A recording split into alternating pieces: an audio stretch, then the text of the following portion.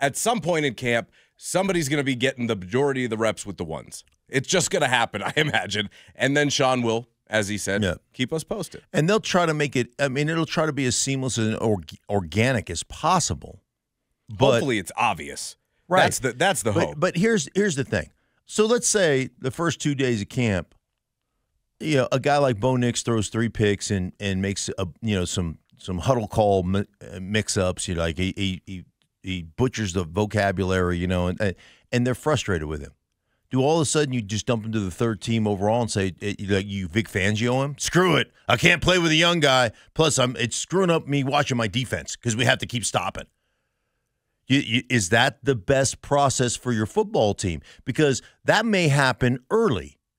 And I've always said this about playing. The only way you realize like where you're deficient and where things don't work is when you screw things up and you're like, damn, I just learned a valuable lesson there. Like Cecil yesterday. Right. So I'm always big on, I see the kids with script, like I call them script readers. Okay, what 3 plays am I in on? Because I want to be perfect on these 3 plays. How does that teach you anything about football? Football's an imperfect game. Guys don't line up where they're supposed to line up. You get these looks that just aren't they're just not anything you've ever prepared for, and you damn well better be able to go, all right, that doesn't make sense, or that smells dirty, right? Sure. I'm going to adjust this. And you don't learn that unless you do it. And so if you have a bad day or a bad practice or two, you're not all of a sudden, if you're Sean Payton, going, well, that's it. We'll put him on the shelf until maybe mid-season. No, you got to keep, and that's why we are going to figure out what we want. And that doesn't necessarily mean the meritocracy that often we look for. What are your expectations for Sutton this year? My expectations is to be a professional. And the conversation between him and Sean, I'm sure it went this way. Hey, listen, I understand what your agent's job is, right? Your agent's job is to get you more. Like the real course here is not so much I want more money. It's I want more guaranteed money.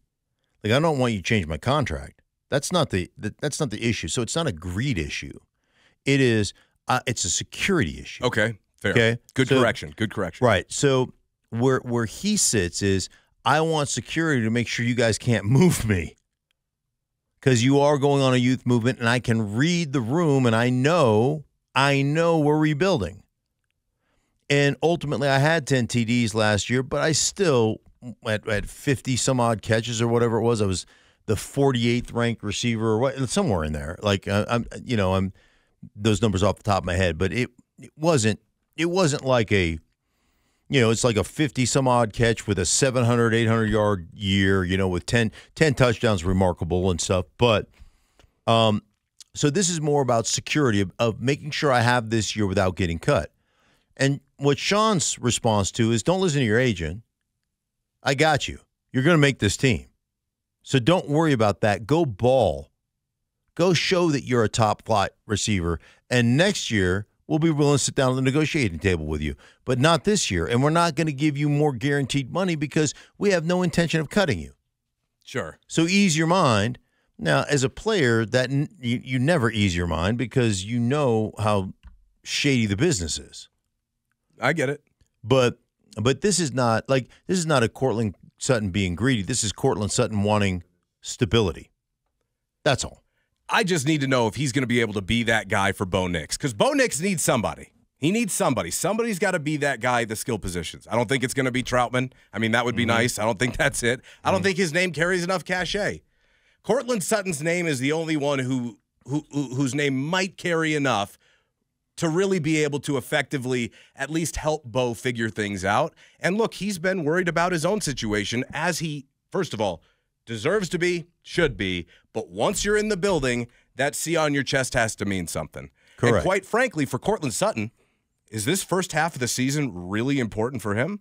I'd wager you could make the argument this is the most important half of a season here coming up to start the year that he has had over the course of his career. Why? Broncos could be pretty bad.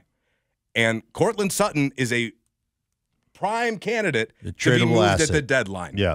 And you got to show well if you want to get to a place with a winning culture, okay, if that happens. So I think for many different reasons. For that, if he wants to stay here and potentially earn a new contract, which I doubt that happens, but maybe that's a possibility. But I think for many other reasons, it's not just for the Broncos, it's for your own well-being and for your own career. See, like go back to last year. Last year they could have gotten a lot more value from Jerry Jeudy last year had they traded him at the trade deadline. There was like a second and third round pick or something as opposed to a fifth round pick with a conditional extra sixth or whatever it was. It wasn't it wasn't, the value was not much. But the reason they didn't trade him was because Sean didn't want to trade him, because Sean looked at him like, man, the guy's an incredible talent. And he's actually a really smart, football player. We just need him to become a complete football player. And when that didn't happen, it's this old saying that I've said a million times over the course of my career. I wish I could buy him for what he's worth and trade him for what he thinks he's worth. It'd be nice if it worked out like that. Right. And so you know what Cortland is, and you know what the ceiling is on Cortland. And if he balls out of control, there's a way larger likelihood in year two that Cortland gets moved at the trade deadline than there was for Jeudy to get moved at the trade deadline last year. Does that make sense? Absolutely, and I think it's a really good point, and just another reason why if Cortland's in the building, he needs to be engaged. He needs to be a part of this thing. He does, and I genuinely hope he goes out of his way to try and take Bo under his wing a little bit, because nobody else can do it. I mean, maybe Tim Patrick, but he hasn't played in 2 years. You want a guy with leadership skills. There's a reason why. Who gave him the C? He was wearing a C last year. Who put that on his jersey? Was it his teammates? Yeah, I think so. Okay. All right. Well, then he's respected in the locker room, right? Offensively. Mm-hmm. So let's hope that that's a guy that can step up and help Bo out, because he'll need some help, just like Keenan Allen is doing with the number 1 overall draft pick. Sometimes you got to go the extra mile if you're really that invested. And to be quite honest, I think in a completely organic way, we are going to see Courtland Sutton's commitment level throughout the course of the year. Does he start to become frustrated if things aren't going all that well and he can't get the football and he's maybe trying to get out of here at the deadline? Like, all of that stuff will be under a microscope this year. And I'll just say, from an offensive leadership perspective, you lost Russ. Somebody's got to fill that void, and it's not Jarrett Stidham as much as he wants to be. It's got to be somebody who's going to be on the field consistently. Mark? Nobody ought to be on the field more consistently outside the offensive line on offense than Courtland Sutton. Am I right or wrong there? No, you're 100% right.